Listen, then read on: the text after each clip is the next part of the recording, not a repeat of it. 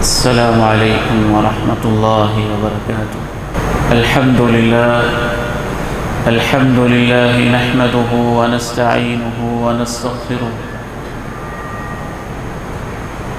ونعوذ بالله من شرور أنفسنا ومن سيئات أعمالنا. نعوذ بالله من شرور أنفسنا ومن سيئات أعمالنا. أشهد أن لا إله إلا الله وحده لا شريك له، وأشهد أن محمدًا عبده ورسوله صلى الله عليه وعلى آله وصحبه وسلم. اللهم صل على محمد وعلى آل محمد كما صليت على إبراهيم وعلى آل إبراهيم إنك حميد مجيد. اللهم بارك على محمد وعلى آل محمد كما باركت على إبراهيم وعلى آل إبراهيم إنك حميد مجيد. رب اشرح لي صدري ويسر لي أمري واحلل عقدة من لساني يفقهوا قولي. اللهم انفعني بما علمتني وعلمني ما ينفعني وزدني علما. أعوذ بالله السميع العليم من الشيطان الرجيم من همزه ونفخه ونفثه. بسم الله الرحمن الرحيم. قل أعوذ برب الفلق من شر ما خلق ومن شر غاسق إذا وقب ومن شر النفاثات في العقد ومن شر حاسد إذا حسد. قل أعوذ برب الفلق. آپ کہہ دیجئے میں اس رب کی حفاظت میں آتا ہوں جو صبح کا رب ہے. من شر ما خلق، ہر اس چیز کے شر سے جو اس نے پیدا کی. ومن شر غاسق اذا وقب، اندھیرے کے شر سے جب وہ چھا جائے. ومن شر النفاثات في العقد، گیروں میں پھونکنے والیوں کے شر سے. اور حاسد کے شر سے جب وہ حسد پہ اتر آئے.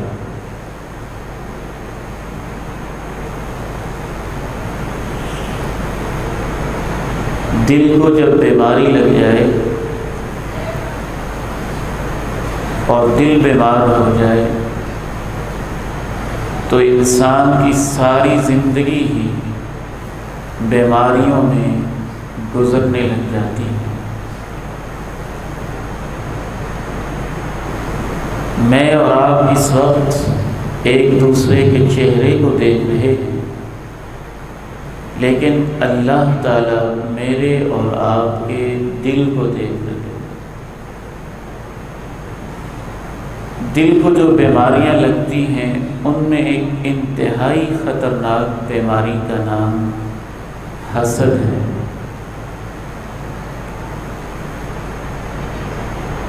حسد کیوں لگتا ہے؟ اس کا علاج کیا ہے؟ اس کا نقصان کتنا شدید ہے؟ آج کے اس خطبہ جمعۃ المبارک میں انشاءاللہ اسی پر گفتگو ہوگی. لیکن میں آپ سے گزارش کروں گا کہ جس طرح ایک دل کا مریض ڈاکٹر کے پاس چلا جائے اور ڈاکٹر اس کو بتائے کہ تیرے دل کو کوئی پرابلم ہے تو اس کے کان کھڑے ہو جاتے ہیں اور توجہ سے سنتا. اسی طرح سے ہمیں بھی اللہ اور اللہ کے رسول کی باتوں کو توجہ سے سننا.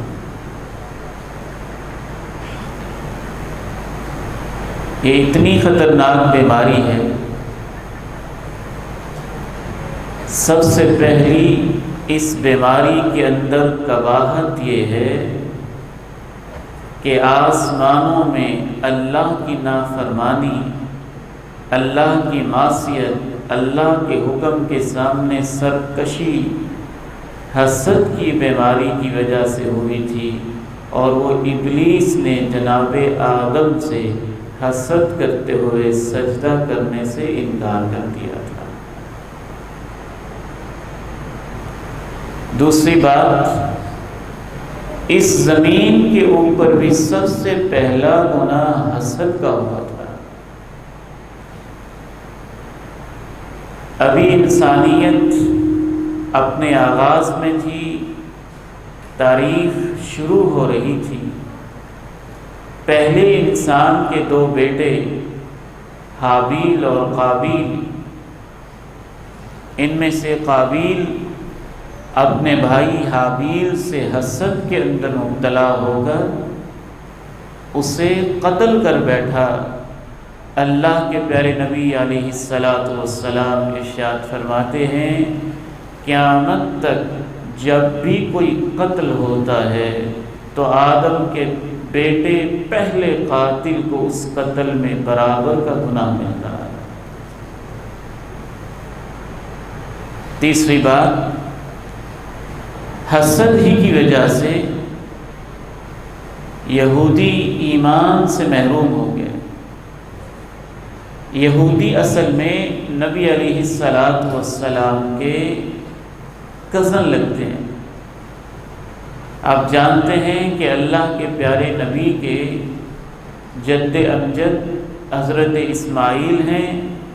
حضرت اسماعیل کے والد محترم حضرت ابراہیم ہیں، اور حضرت ابراہیم کے دوسرے بیٹے کا نام حضرت سیدنا اسحاق ہے. تو حضرت ابراہیم بڑے دادا ہوئے.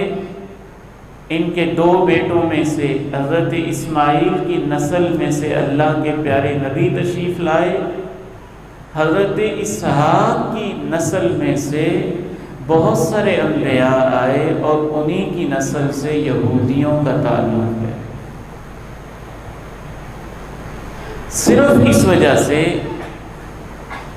کہ ہمارے یہ چچیر، ہمارے یہ کزن، ہمارے انکل کا بیٹا ہماری نسل کی بجائے ہمارے جو انکل کی نسل ہے ان میں سے یہ نبی کیوں آیا ہے، اس وجہ سے پوری زندگی ایمان کی نعمت ان میں سے اکثر کو نصیب نہ ہو سکی.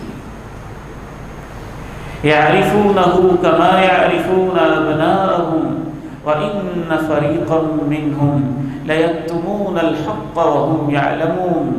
اللہ نے اپنے قرآن میں کہا، یہودی میرے نبی کو ایسے پہچانتے ہیں جیسے یہ اپنے بیٹوں کو پہچانتے ہیں.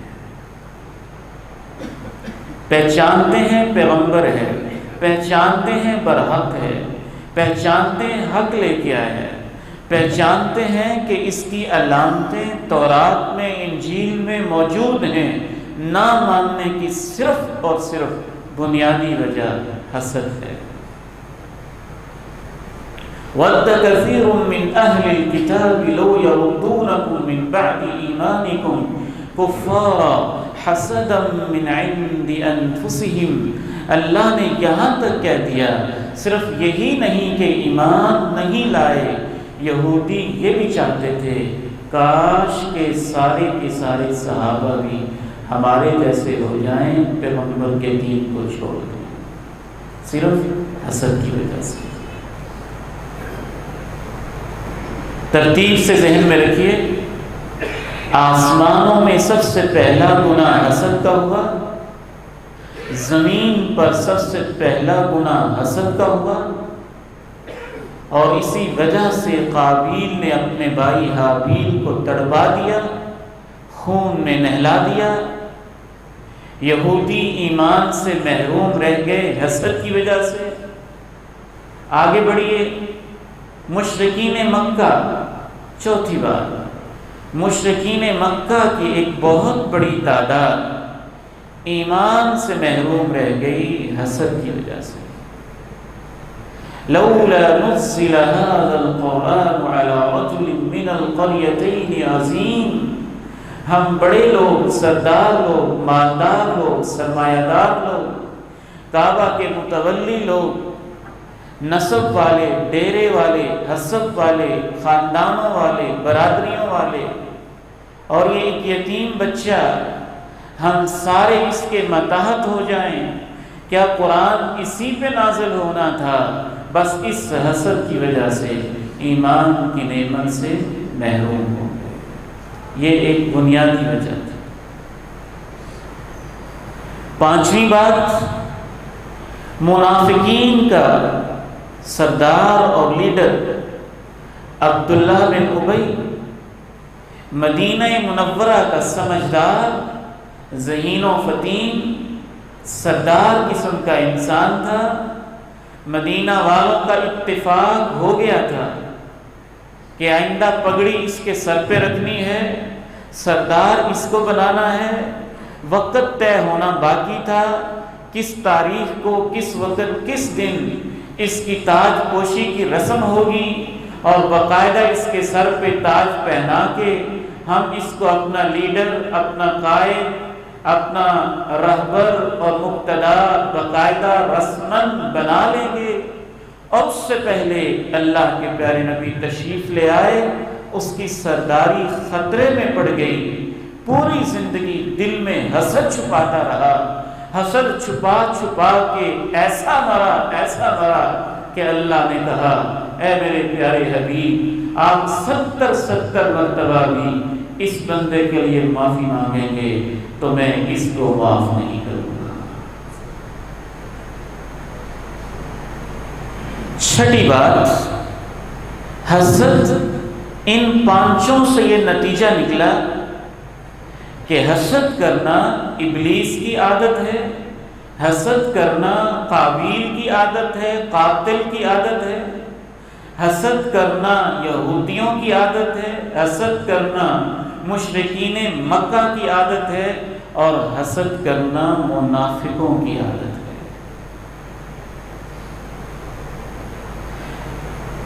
چھٹی بات یہ ذہن میں رکھیے، حسد کرنا براہ راست اللہ سے دشمنی ہے، اللہ سے دشمنی ہے، اللہ پر اعتراض ہے۔ ائمہ اسلاف لکھتے ہیں کہ جس سے حسد کیا جا رہا ہے اس کو نقصان پہنچے یا نہ پہنچے یہ بات کی بات ہے، لیکن حسد کرنے والے کو اس کا نقصان ضرور ہوتا ہے، کیونکہ وہ اللہ سے دشمنی کرتا ہے۔ کیسے دشمنی کرتا ہے؟ اللہ کہتا ہے میں اس بندے کو دولت دینا چاہتا ہوں، حاسد کہتا ہے کیوں؟ اللہ کہتا ہے میں اس بندے کو اچھی بلڈنگ، اچھا مکان، اچھی رہائش دینا چاہتا ہوں، حاسد اعتراض کرتا ہے کیوں؟ اللہ کہتا ہے میں اس بندے کو اچھی گاڑی، اچھا لباس، نیک اولاد، نیک بہو، نیک رشتہ، عزت دینا چاہتا ہوں، حاسد کہتا ہے کیوں؟ اللہ کہتا ہے میں اس بندے کو شہرت، اچھی ریپیوٹ، مقام، مرتبہ، منصب اور عہدہ دینا چاہتا ہوں، حاسد کہتا ہے کیوں؟ حاسد کا براہ راست ایک مکالمہ ہو رہا ہوتا ہے، جنگ ہو رہی ہوتی ہے، تنقید کر رہا ہوتا ہے، اعتراض کر رہا ہوتا ہے اللہ کے فیصلوں پر۔ براہ راست وہ تقدیر کا منکر ہوتا ہے، تقدیر کا منکر ہوتا ہے، اللہ کی تقسیم کا منکر ہوتا ہے، اللہ کے فضل کا منکر ہوتا ہے، اللہ اپنے بندوں کو نعمت دے کے خوش ہوتا ہے، یہ اللہ کے بندوں کو نعمت میں دیکھ کے چلتا ہے۔ اللہ اپنا فضل کرتا ہے اور اپنی رحمتیں تقسیم کرتا ہے، اور اللہ اسی طرح خوش ہوتا ہے، یہ اس کا فیصلہ ہوتا ہے، یہ اللہ کے فضل کو بکھرتا دیکھ کے، اللہ کی رحمتوں کو ملتا دیکھ کے اندر ہی اندر کڑتا جلتا رہتا ہے۔ ساتویں بات، حاسد ایسا ظالم لیکن حقیقت میں بیچارہ مظلوم اور قابل رحم ہوتا ہے کہ وہ سب سے پہلا نقصان اپنے ایمان کے ساتھ ساتھ اپنی صحت کا بھی کرتا ہے۔ اللہ کے تو فیصلے ہیں، اس نے ہر وقت کسی نہ کسی پہ کوئی نہ کوئی نعمت کرتے ہی رہنا ہے، کسی کو اولاد کی نعمت، کسی کو عزت کی نعمت، کسی کو منصب کی نعمت، کسی کو شہرت کی نعمت، کسی کو علم کی نعمت، کسی کو جمال کی نعمت، کسی کو حسن کی نعمت، کسی کو سواری کی نعمت، کسی کو اعلیٰ رہائش کی نعمت، کسی کو اچھے زمیندارے کی نعمت، کسی کو مناسب فصل کی نعمت، کسی کو کوئی نعمت، کسی کو کوئی نعمت اللہ دیتا جاتا ہے، یہ اندر ہی اندر کڑتا رہتا ہے۔ دل کا یہ مریض انسان جب کڑتا ہی رہتا ہے، بلڈ پریشر کا مریض ہو جاتا ہے، ٹینشن کا مریض ہو جاتا ہے، ڈپریشن کا مریض ہو جاتا ہے، انگزائٹی کا مریض ہو جاتا ہے، غصے کا مریض ہو جاتا ہے، کوڑتے رہنے کا مریض ہو جاتا ہے، جلتے رہنے کا مریض ہو جاتا ہے۔ یہ ہر وقت جب اندر دل سے کڑتا رہتا ہے تو اس کے نتیجے میں بیماریوں کا مرکز اور نشانہ بن جاتا ہے۔ آٹھویں بات، اللہ کے نبی علیہ السلام نے حسد کو اتنی خطرناک بیماری شمار کیا، آپ نے کہا یہ امتوں کی بیماری ہے، امتوں کی بیماری، یہودیوں کی بیماری، عیسائیوں کی بیماری، مشرکوں کی بیماری، منافقوں کی بیماری، امتوں کی بیماری، ہر شخص کو کسی نہ کسی درجے پہ یہ بیماری لگی ہوتی ہے اور اتنی خطرناک۔ اور میرے بھائیوں، میرے بزرگوں، میرے بیٹوں، میرے عزیزوں، ہمارے پلے تو پہلے کچھ نہیں ہے، اور جو حسد کا مریض ہو جائے اس کے پلے جو تھوڑی بہت نیکیاں ہوں، حسد ان کو بھی کھا جاتا ہے۔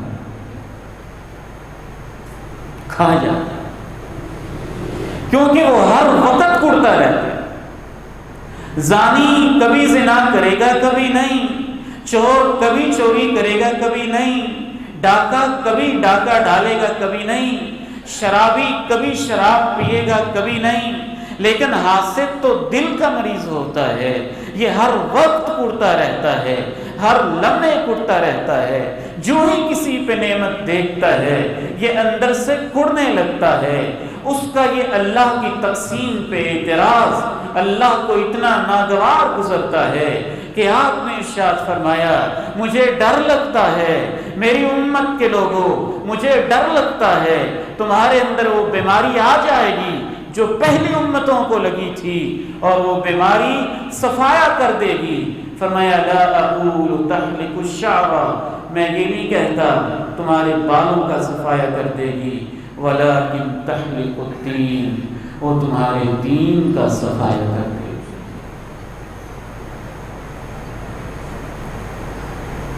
نویں بات اس حوالے سے ذہن میں رکھیے،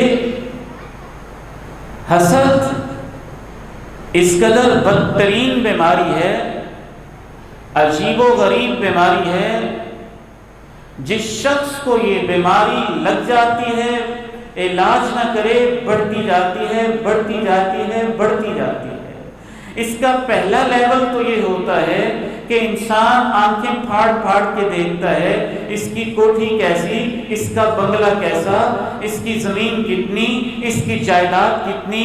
اس کا دوسرا سٹیج یہ ہوتا ہے کہ انسان پھر خواہش کرتا ہے میرے پاس بھی ایسی دولت، میرے پاس بھی ایسی گاڑی، میرے پاس بھی یہی نعمتیں، میرے پاس بھی یہی کچھ۔ اس کا تیسرا لیول یہ ہوتا ہے انسان چاہنے لگتا ہے اگر مجھے یہ نہیں ملتا تو اللہ اس سے چھین کے مجھے دے دے، اس کے پاس نہ رہے مجھے مل جائے، اس کی گاڑی مجھے مل جائے، اس کی کوٹھی مجھے مل جائے، اس کی عزت مجھے مل جائے، اس کی شہرت مجھے مل جائے۔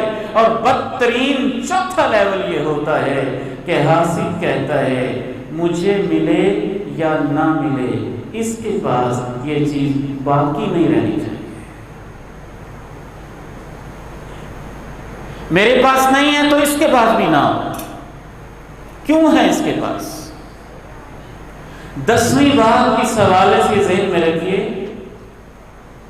ایک بڑی عظیم تفسیر ہے قرآن مجید کی، تفسیر ثعلبی، اس میں امام صاحب نے کمال کی بات لکھی۔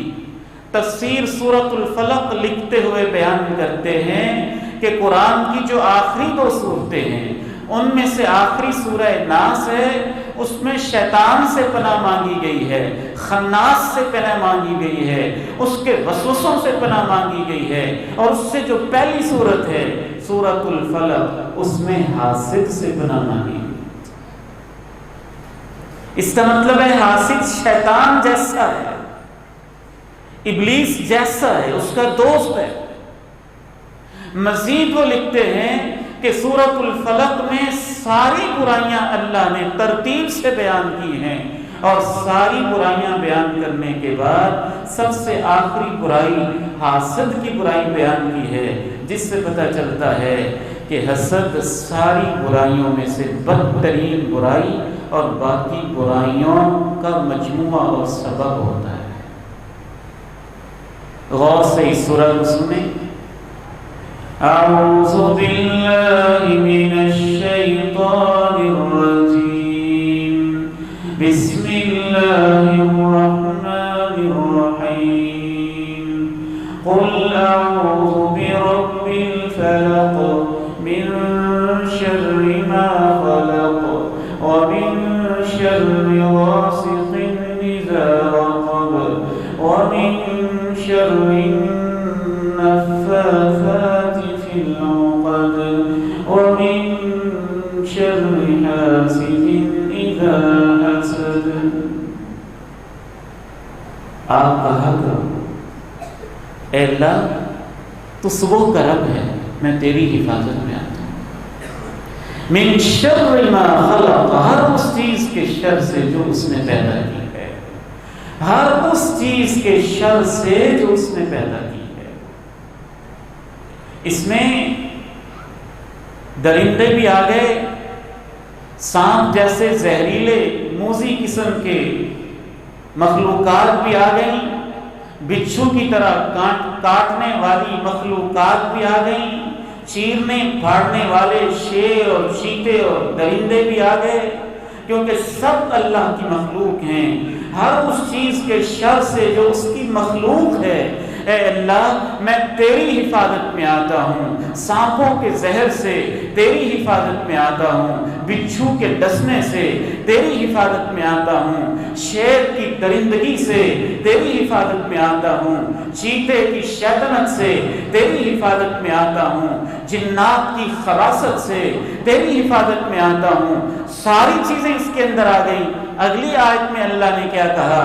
وَمِن شَرِّ غَاسِقٍ اِذَا وَقَبَ، خصوصاً تیری ایک مخلوق رات ہے، رات کے اندر بڑے شر ہوتے ہیں، رات کے اندر بڑے شریر لوگ باہر نکلتے ہیں، ڈاکوؤں کے ڈاکو سے، چوروں کی چوری سے، جنات کی خباثت سے۔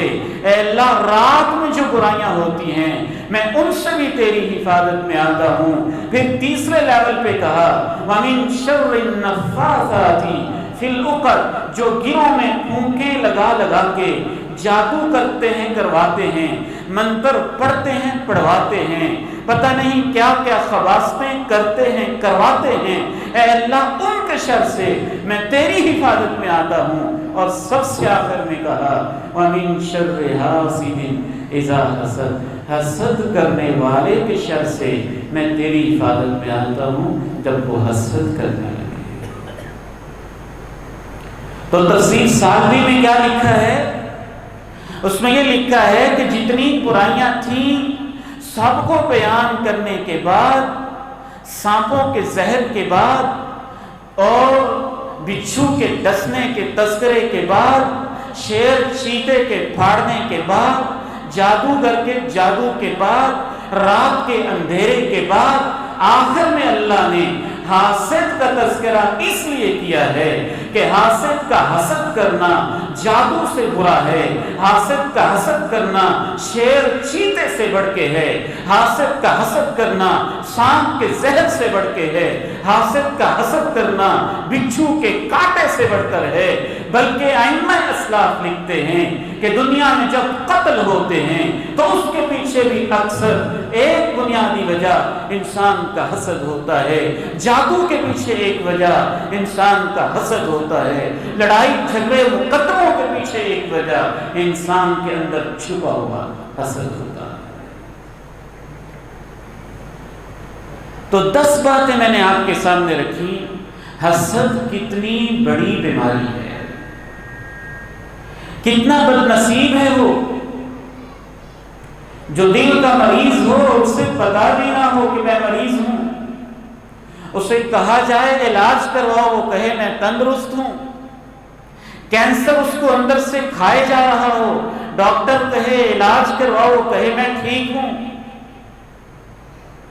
جس طرح سے وہ انسان بد نصیب ہے اور اس کی صحت خطرے میں ہے جو اپنی بیماری کو نہیں سمجھ رہا، وہ معاشرہ، وہ سوسائٹی، وہ نمازی، وہ حاجی، وہ پرہیزگار، وہ متقی، وہ داڑھی والا، وہ ٹوپی رومال والا، وہ اچھی اچھی خیر کی محبت کی باتیں بظاہر کرنے والا سخت خطرے میں ہے، جس کو اندر دل کی بیماری حسد کی لگی ہوئی ہے اور وہ سمجھتا ہے کہ میں تو ٹھیک ہوں۔ جس طرح اس کے جسم کو بیماری کھا جائے گی، اس کے ایمان اور نیکیوں کو حسد کی بیماری کھا جائے گی۔ قُلْ أَعُوذُ بِرَبِّ الْفَلَقِ مِنْ شَرِّ مَا خَلَقَ وَمِنْ شَرِّ غَاسِقٍ إِذَا وَقَبَ وَمِنْ شَرِّ النَّفَّاثَاتِ فِي الْعُقَدِ وَمِنْ شَرِّ حَاسِدٍ إِذَا حَسَدَ۔ ہمیں پتہ کرنا چاہیے کہ نہیں کہ میرے اندر یہ بیماری تو نہیں، اتنی بڑی بیماری کہیں میرے اندر تو نہیں ہے۔ ہر شخص کو فکر مند ہو جانا چاہیے، یہ امتوں کی بیماری ہے، یہ بڑی بیماری ہے، خطرناک بیماری ہے۔ اہل علم لکھتے ہیں ما خلا جسد من حسد، آدم کا بیٹا کوئی ہی ہوگا جو اس بیماری سے بچا ہوا ہو۔ پتہ یہ چلا یہ بیماری ہر ایک پہ حملہ کرتی ہے، عالم پہ حملہ کرتی ہے، قاری پہ حملہ کرتی ہے، سیاستدان پہ حملہ کرتی ہے، لیڈر پہ حملہ کرتی ہے، زمیندار پہ حملہ کرتی ہے، مزدور پہ حملہ کرتی ہے، تاجر پہ حملہ کرتی ہے، سرمایہ دار پہ حملہ کرتی ہے، ہر شخص پہ حملہ کرتی ہے۔ شاید ہی کوئی شخص ہو جو اس سے بچا ہو۔ حابیل اور قابیل تو نبی کے بیٹے تھے، یوسف کے بھائی بھی پیغمبر کے بیٹے تھے، اور کیسے بیماری ان کو اندر سے کھا گئی، اور اس ایک بیماری کی وجہ سے انہوں نے اپنے باپ پہ، اپنی ماں پہ، اپنے بھائیوں پہ کیا کیا ظلم کیے، ظلم و ستم کی کیا کیا کہانیاں رقم کی، کیسے یوسف کو کنویں میں پھینکا گیا، کیسے پھر وہ بکتے رہے، کیسے پھر وہ لوگوں کے گھروں میں کام کرتے رہے، کیسے پھر جیلوں میں گئے، کیسے پھر دیارے غیر کے اندر رہے، کیسے اس کا باپ بیٹے کی جدائیاں نہ سہتے ہوئے آنکھوں کی بینائی سے محروم تک ہو گئے، رو رو کے آنسو خشک ہو گئے۔ یوسف کی ماں کے ساتھ کیا ہوا؟ ماجرا صرف حسد۔ تو ہم کس بات کی مولی ہیں کہ ہم کہیں نہیں میں نے تو کبھی حسد کیا ہی نہیں۔ اگر آپ یہ سوچتے ہیں تو سمجھیں کہ آپ وہ مریض ہیں کہ آپ کو اپنی بیماری کا احساس بھی نہیں، جن کو احساس ہے کہ میرے اندر حسد آ رہا ہے وہ تو علاج کر لیں گے، جن کو احساس بھی نہیں کہ میرے اندر بیماری ہے وہ علاج کا بھی نہیں سوچیں گے۔ قُلْ أَعُوذُ بِرَبِّ الْفَلَقِ مِنْ شَرِّ مَا خَلَقَ وَمِنْ شَرِّ غَاسِقٍ إِذَا وَقَبَ وَمِنْ شَرِّ النَّفَّاثَاتِ فِي الْعُقَدِ وَمِنْ شَرِّ حَاسِدٍ إِذَا حَسَدَ۔ اس کی بہت ساری علامتیں اہل علم نے لکھی ہیں۔ سب سے پہلی علامت، اگر آپ لوگوں کے اوپر جو اللہ کی نعمتیں ہیں ان کو ہر وقت آنکھیں پھاڑ پھاڑ کے دیکھتے ہی رہتے ہیں اور آپ کے منہ میں رائے ٹپکتی ہی رہتی ہے، اگرچہ آپ یہ نہیں کہتے کہ یہ ان سے چھن جائے، لیکن ہر وقت دیکھتے ہیں نا، واہ جی واہ کیا بات ہے، دیکھیے اس کی گاڑی کیسی ہے، دیکھا اس کی بلڈنگ کیسی ہے، دیکھا اس کی کوٹھی کیسی ہے، دیکھا وہ کپڑے کیسے پہنتا ہے، دیکھا وہ بولتا کیسے ہے، دیکھا وہ حسین و جمیل خوبصورت کیسا ہے۔ تو اللہ نے جو لوگوں پہ نعمتیں کی ہیں ان نعمتوں کو آنکھیں پھاڑ پھاڑ کے ہر وقت دیکھتے رہنا، یہ پہلی وجہ ہوتی ہے جس سے حسد کا آغاز ہوتا ہے۔ اسی لیے اللہ نے کیا کہا، وَلَا تَمُدَّنَّ عَيْنَيْكَ إِلَىٰ مَا مَتَّعْنَا بِهِ أَزْوَاجًا مِّنْهُمْ، جو ہم نے ان لوگوں کو قسم قسم کی نعمتیں دے رکھی ہیں ان کی طرف آنکھیں پھاڑ پھاڑ کے کھول کھول کے مت دیکھا، کیونکہ اس سے اگلی سٹیج پھر کیا ہوتی ہے، انسان خواہش کرنے لگتا ہے میرے پاس بھی ہو، اب اگر اس کو نہیں ملتی تو اس کی اگلی سٹیج ہوتی ہے یہی والی مجھے مل جائے، اب نہیں ملتی تو پھر اگلی سٹیج ہوتی ہے کہ اس کے پاس بھی نہ رہے، کیوں ہے اس کے پاس۔ حسد کی علامت یہ ہے، اگر آپ اس کو دکھائیں گے کہ میں نے الحمدللہ یہ قیمتی سوٹ خریدا ہے تو کہے گا مجھے تو لنڈے کا لگتا ہے، اگر آپ اس کو دکھائیں گے الحمدللہ اللہ نے مجھے یہ مکان دیا ہے، وہ کہے گا مکان ٹھیک ہے، اس کے اندر مجھے تو گھٹن گھٹن سی ہو رہی ہے، بند بند سی ہو رہی ہے، یہ تو اتنے میں بن جاتا ہے، آپ نے ایسے اتنا خرچہ کر دیا ہے۔ اگر آپ اس کو اپنی کسی نعمت کا تذکرہ اس کے سامنے کریں گے، اس کے چہرے پہ ناگواری کے آثار ہوں گے، اس کے زبان کے اوپر تنقید اور طرح طرح کے عیب نکالنے کے انداز ہوں گے، جس سے وہ کسی نہ کسی طریقے سے اس نعمت کو گھٹیا دکھانے کی کوشش کرے گا۔ اللہ نے مجھے یہ چیز دی ہے، تکا لگ گیا ہوگا، تیرا بھی تکا لگ ہی گیا ہوگا۔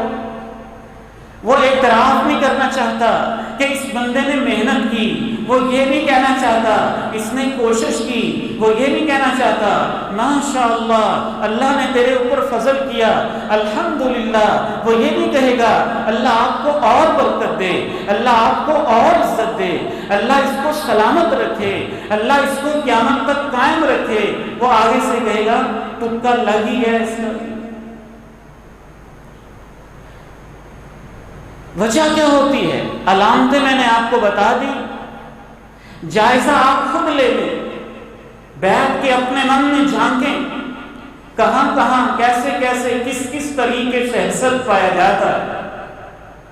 وجوہات اس کی بہت ساری، چند ایک وجہ میں بیان کر پاؤں گا اور ان کا علاج بھی۔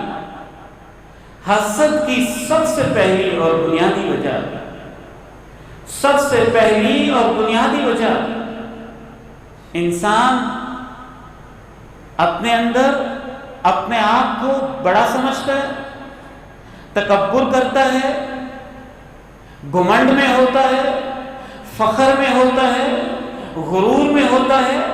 اس گاؤں میں میرے جیسی دولت بھی ہے کسی کے پاس، اس گاؤں میں میرے جیسی بھی عزت ہے کسی کے پاس، اس گاؤں میں میرا جیسا ڈیرا بھی ہے کسی کے پاس، میرے جیسی بھی صلاحیتیں ہیں کسی کے پاس۔ تکبر کے اندر مبتلا وہ متکبر انسان جب دیکھے کہ کسی اور کو بھی اللہ نے دولت دے دی ہے، کسی اور کا بھی ڈیرا چلنے لگ پڑا ہے، کسی اور کی بھی عزت ہونی شروع ہو گئی ہے، کسی اور کو بھی مقام ملنا شروع ہو گیا ہے، کسی اور کی بھی کوٹھی اس کے مقابلے میں بن گئی ہے، تو پھر وہ حسد کرنے لگتا ہے۔ تو حسد کی ایک بنیادی وجہ انسان کے اندر کا تکبر ہے۔ حاسد اصل میں متکبر انسان ہوتا ہے، وہ یہ چاہتا ہی نہیں کوئی میرے برابر ہو، یہ کیسے چاہے گا کہ کوئی مجھ سے اونچا ہو جائے؟ اس کا تکبر اس کو حسد میں مبتلا کر دیتا ہے۔ اس کا علاج، تکبر کا علاج تو بہت سادہ ہے۔ وہ ایک وزیر تھا، بڑی پھونکھا، تمتراک، تروفر، شان و شوکت کے ساتھ چوڑا ہو کے جا رہا۔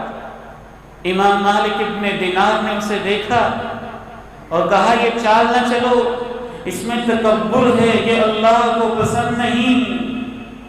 کہتا ہے تو جانتا نہیں میں کون ہوں، تو جانتا نہیں میں کون ہوں۔ امام مالک ابن دینار خاموش ہو گئے، پھر بولا تو جانتا نہیں میں کون ہوں، خاموش، پھر بولا اور تجھے پتا نہیں میں کون ہوں۔ امام مالک ابن دینار رحمہ اللہ نے کہا میں جانتا ہوں تیری ماضی بھی، میں جانتا ہوں تیرا حال بھی، میں جانتا ہوں تیرا مستقبل بھی۔ اولک نطفۃ مضغہ وآخرک جیفۃ قذرہ وانت تحمل بین ذلک عذرہ۔ تیری ماضی یہی ہے نا کہ تو ایک حقیر بے وقت پانی تھا، ایک ایسی جگہ میں ٹھہرا تھا جس کا نام لیتے ہوئے شرم آتی ہے، اور ایسی جگہ سے پیدا ہوا تھا جو پیشاب اور گندگی کے نکلنے کا راستہ ہوتا ہے۔ ایسے ہی ہے نا تیرا حال یہ ہے کہ تو دن میں کئی بار اپنے ہاتھوں سے اپنی گندگی صاف کرتا ہے۔ ایسے ہی نا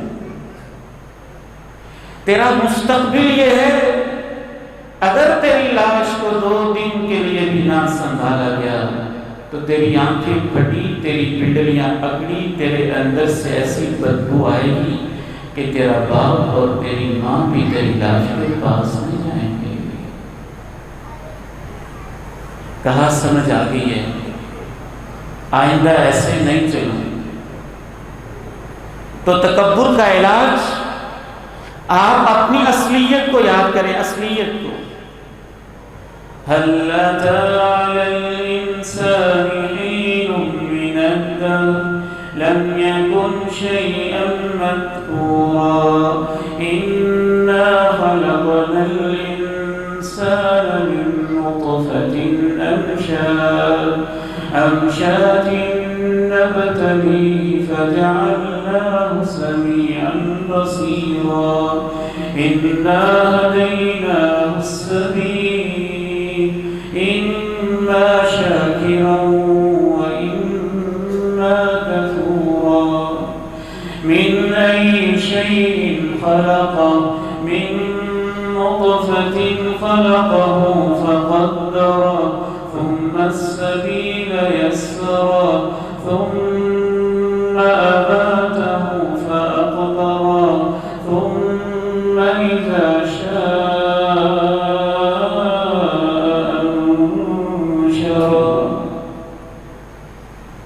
مغرب کا وقت تھا، اندھیرا چھا رہا تھا۔ میں اپنے والد گرامی مولانا یوسف رحمہ اللہ کے پاس بیٹھا، میرے ہاتھ کو پکڑ لیا، کہنے لگے محسن بیٹے لائٹیں بند ہیں، اندھیرا بڑا ہے، اندھیرا بڑا ہے، جی اندھیرا بڑا ہے، رو پڑے۔ کہنے لگے محسن بیٹے قبر کے اندھیرے میں کیا ہوگا؟ یہاں تو پنکھا چلا لیتے ہیں، ونڈو کھول لیتے ہیں۔ من أي شيء خلقا من نطفة خلقه فقدره ثم السبيل يسره ثم أماته فأقبره ثم إذا شاء أنشره. وہ نوجوان تھا، والد گرامی نے اسے سمجھایا بیٹے نماز پڑھا کریں، قبر میں جانا ہے، موت بھی ہے، زندگی کا حساب دینا ہے. مولوی جی تم بہت ڈراتے رہتے ہو، کچھ نہیں ہوتا، دیکھا جائے گا. میں اس گاؤں کا پہلوان ہوں، پہلوان. یوں اس نے اپنے بازو دکھائے، پھولے ہوئے یہ ڈولے بازو دکھائے. کہنے لگا میرے مقابلے میں کوئی نہیں ٹھہرتا، میں تو قبر کو بھی کندھا ماروں، دایاں تو ادھر سے کھل جائے گی، بایاں کندھا ماروں گا تو ادھر سے کھل جائے گا. بیمار ہو گیا، 15-20 دن بستر پہ رہا. ابا جی سے پوچھنے گئے، کہا سناؤ بیٹا کیا حال ہے؟ ہاتھ آگے بڑھایا، السلام علیکم. کہنے لگا معاف کرنا، میں آپ سے مسافے کے لیے ہاتھ اٹھانا چاہتا ہوں لیکن اٹھایا نہیں جاتا. آپ تکبر کرتے ہیں. تکبر تمہیں زیب دیتا ہے جو اپنے ہاتھوں سے گندگی صاف کرتا ہے. تکبر تجھے زیب دیتا ہے جو پیشاب کے راستے سے پیدا ہوا ہے. تکبر تجھے زیب دیتا ہے جس کے سر پہ موت کھڑی ہے. تکبر تجھے زیب دیتا ہے جس نے لاش بن کے قبر میں اتر جانا ہے، منو مٹی کے نیچے. آج 10 بجے الہ آباد میں بہت دردناک جنازہ پڑا. نوجوان بیٹا MBBS کر رہا، قازقستان میں بیرون ملک MBBS کا فائنل ایئر، بس ڈاکٹر کی ڈگری ملنے والی. 1.5 کروڑ سے زیادہ تقریباً باپ نے خرچ کر لیا کہ بیٹا ڈاکٹر بن کے واپس آئے گا. وہاں دوستوں کے ساتھ نہانے جاتا ہے اور نیچے کوئی پتھر تھا، پتھر سر پہ لگتا ہے اور اس کی لاش واپس چلی آتی ہے. پہلی وجہ تکبر ہے. مرنے والے کو تکبر زیب نہیں دیتا. یاد رکھیں رب کریم کہتے ہیں الکبریاء ردائی، تکبر میری عزت ہے، تکبر میری شان ہے، تکبر مجھے زیب دیتا ہے. بڑا تو میں ہوں، بڑا تو رب ہے، وہ عرش والا رب جو حی قیوم ہے، جو ہمیشہ سے زندہ ہے، ہمیشہ رہنے والا ہے، جس کے ہاتھ میں عزت ہے، جس کے ہاتھ میں ذلت ہے، جس کے ہاتھ میں زندگی ہے، جس کے ہاتھ میں موت ہے، جس کے ہاتھ میں 7 آسمان 7 زمینیں یوں ہوں گی جیسے ایک چھوٹی سی کوئی چپاتی ہوتی ہے. یتکفؤھا بیمینی، اپنے دائیں ہاتھ میں 7 آسمان 7 زمین لے کے گئے گا. لمن الملک اليوم، بتاؤ بادشاہ کس کی ہے، بڑا کون ہوتا ہے. دوسری وجہ حسد کی، دوسری وجہ بڑی خطرناک وجہ ہے، دشمنی ہے، بغض ہے. حسد کی دوسری وجہ دشمنی، بغض، نفرت ہے. کسی سے آپ کا جھگڑا ہو گیا 10 سال پہلے، 5 سال پہلے، 15 سال پہلے، اس جھگڑے کے اندر اس نے آپ کو کچھ کہہ دیا، وہاں سے دشمنی شروع ہو گئی. اس دشمنی کی وجہ سے اب اس دشمنی کو یہ اندر پال کے، سنبھال کے، نفرتوں کو اندر جمع کر کے، بغض کینے کو پال کے دل اتنا سیاہ ہو چکا ہے کہ اب اس بیچارے کو کوئی نعمت بھی ملے تو یہ کڑتا ہے، اس پہ فضل ہو تو یہ کڑتا ہے۔ دشمنی ہے نا، اور دشمن کی عزت اچھی نہیں لگتی کہ وہ تو میرا دشمن، اس نے میرے ساتھ یہ کیا، اس نے میرے ساتھ وہ کیا، اس کو عزت کیوں ملے، اس کو کوٹھی کیوں ملے، اس کو بنگلہ کیوں ملے، اس کو شہرت کیوں ملے، اس کو منصب کیوں ملے، اس کو عہدہ کیوں ملے۔ جو دلوں سے دشمنی نہیں نکالتا ہے وہ ساری زندگی حسد میں ہی رہتا ہے۔ امام غزالی رحمہ اللہ فرماتے ہیں بعض لوگ دل میں ایسی دشمنی بٹھا لیتے ہیں، ایسا کینہ پالتے ہیں، ایسی دشمنی پالتے ہیں کہ ساری زندگی دشمنی میں ہی گزار دیتے ہیں، اسی کے اندر ہی زندگی گزر جاتی ہے، اور اس وجہ سے حسد کا علاج نہیں ہو پاتا۔ اس کا علاج کیا ہے؟ دشمنیاں مٹائیں، محبتیں پھیلائیں، معافیاں بانٹیں، دلوں کو صاف کر دیں۔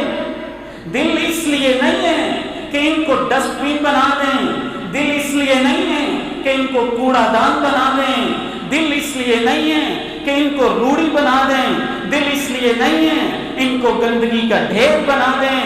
بالکل وہ شخص جس طرح سے آپ روڑی کے اوپر گندگی پھینکتے ہیں، ڈسٹ بن کے اندر کوڑا پھینکتے ہیں، گندی جگہ کے اندر گند پھینکتے ہیں، اس سے بھی غلط حرکت کرتا ہے وہ شخص جو اپنے دل میں دشمنی پھر دشمنی پھر دشمنی جمع کرتا جاتا ہے۔ دل تو محبتوں کے لیے ہے، خلوص کے لیے ہیں، وفاؤں کے لیے ہیں، دعاؤں کے لیے ہیں۔ معاف کرنا سیکھیں، معاف کریں گے دشمنی ختم ہوگی، دشمنی مٹے گی تو حسد مٹے گا۔ کیسے ہیں ہم لوگ؟ کس نبی کے امتی ہونے کا دعویٰ کرتے ہیں جس نے خون کے پیاسوں کو معاف کیا تھا، مکہ والوں مشرکوں کو معاف کیا تھا، جس نے ایسا معاف کیا اور امت کو ایسا معاف کرنے کا سبق سکھایا کہ قسم اٹھا کے کہا اللہ کی قسم دیتا ہوں میری امت کے لوگوں، جو بھی معاف کرتا ہے اللہ اس کی عزت میں اضافہ کر دیتا ہے۔ تیسری اور آخری وجہ بیان کر کے میں اجازت چاہتا ہوں۔ تیسری ایک حسد کی بہت ہی خطرناک اہم ترین وجہ دل کی تنگی،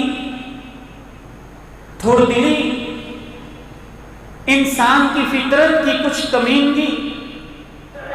وہ ایسا پست فطرت ہے کہ اس کو کسی پر نعمت اچھی لگتی نہیں، بخیلی، طبیعت کی کنجوسی، فطری طور پر بچپن ہی سے اس کی تربیت ایسی ہوئی یا اس کا ماحول ایسا ملا یا اس کی نیچر، اس کا مزاج ہی ایسا بن گیا کہ کسی پہ نعمت دیکھ کے اس کو بھلی لگتی نہیں۔ اللہ کے پیارے نبی کے الفاظ میں اس کو الشح کہا جاتا ہے۔ ایک ہوتا ہے بخل، ایک ہوتا ہے شح، ایک ہے بخیلی، ایک ہے کم ظرفی۔ بخیلی تو یہ ہے کہ میں اپنے مال میں سے نہیں دینا چاہتا، میرے پاس 1 لاکھ ہے، کوئی مجھ سے مانگتا ہے، میں کہتا ہوں میں نہیں دے سکتا۔ میرے پاس گاڑی ہے، کوئی مانگتا ہے، میں کہتا ہوں میں نہیں دے سکتا۔ میرے پاس کوئی چیز ہے، مانگتا ہے میں دے سکتا ہوں لیکن کہتا ہوں میں نہیں دوں گا۔ یہ بخیلی ہے۔ کم ظرفی کیا ہے؟ آپ نے اپنے پاس سے نہیں دینا، اللہ نے دیا ہوا ہے، پھر بھی تمہیں اچھا نہیں لگتا۔ اس کو شک کہتے ہیں۔ یہ بخیلی سے بھی بدتر ایک طبیعت ہے، اور اللہ کے پیارے نبی نے فرمایا ہے اِيَّاكُمْ وَالشُّحَّ فَإِنَّهُ أَهْلَكَ مَنْ كَانَ قَبْلَكُمْ۔ جب طبیعتوں میں یہ کمینگی آ جائے کہ وہ کسی کے اوپر نعمت اور فضل کو دیکھ کے اچھا ان کو لگے ہی نہ، تو پھر قومیں تباہ ہو جاتی ہیں۔ اس سے تم بچ جانا، تم سے پہلی امتیں اسی وجہ سے تباہ ہوئی تھیں۔ اس کا علاج کیا ہے؟ اس کا علاج بہت مشکل ہے لیکن آسان بھی ہے۔ مشکل اس کے لیے جو کرنا نہیں چاہتا۔ آسان اس کے لیے جس کو اندازہ ہو جائے کہ حسد بڑی بیماری ہے، اب کچھ نہ کچھ تو کرنا ہی پڑے گا۔ اگر آپ کے دل میں بیماری لگ جائے تو آپ کا سینہ بھی کھولنا پڑتا ہے، کبھی اس کو چاک بھی کرنا پڑتا ہے، کبھی اس کو کھول کے آپریٹ بھی کرنا پڑتا ہے، کبھی اس پہ زخم بھی لگتے ہیں، کبھی اس کی ہڈیاں توڑ کے بھی ڈاکٹر اندر سے وہ کلاٹ نکالتے ہیں، وہ بیماری نکالتے ہیں جس وجہ سے آپ کا دل بیمار ہو گیا ہے۔ جسم پہ تھوڑا لگ جائے تو اس پہ نشتر بھی چلانے پڑتے ہیں۔ حسد کا جب علاج کرنے لگیں مشکل تو ہوتی ہے، لیکن اس مشکل پہ عمل آپ کر کے دیکھیں، علاج میرے اللہ کا کام ہے۔ دیکھنا پھر کیسے ہوتا ہے، دل نہیں بھی چاہتا نا، دل پہ جبر کر کے آریاں چلا کے اس کا آپریشن کر کے جس سے حسد کرتے ہیں نا اس کے لیے دعا کریں، اللہ میں حسد کی بیماری میں مبتلا ہو رہا ہوں، نعمتیں تو تو دیتا ہے، اس کو اور نعمت عطا کر۔ مشکل تو بہت ہے نا، دشمن کے لیے کیسے دعا کریں، جس پہ حسد ہے اس کے لیے کیسے دعا کریں؟ امام غزالی فرماتے ہیں کرنی پڑے گی۔ بالکل ایسے ہی اگر آپ پھوڑے کو سنبھال کے رکھیں گے، چیرا نہیں لگائیں گے تو بڑھتا ہی جائے گا۔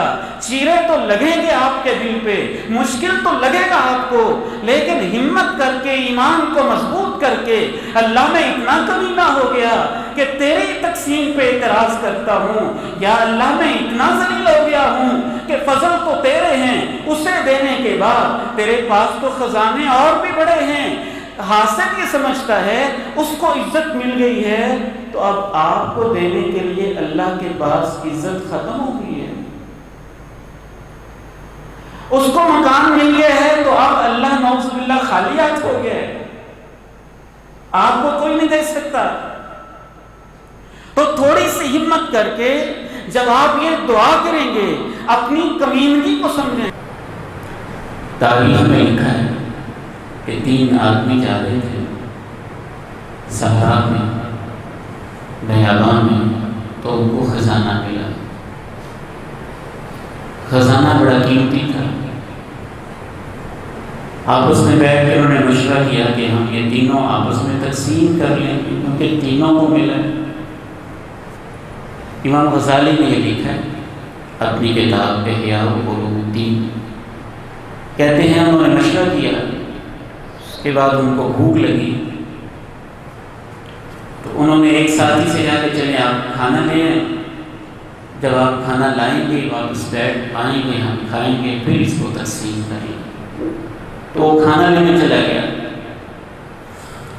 جب وہ کھانا لینے پہنچا تو اس کے دل میں یہ خیال آیا کہ اتنا قیمتی خزانہ 3 حصوں میں تقسیم ہوگا، مجھے تھوڑا سا ہے تو میں کھانے میں زہر ملا دیتا ہوں، دونوں کو کھلا دوں گا، خود نہیں کھاؤں گا تو وہ مجھے اکیلے کو مل جائے گا۔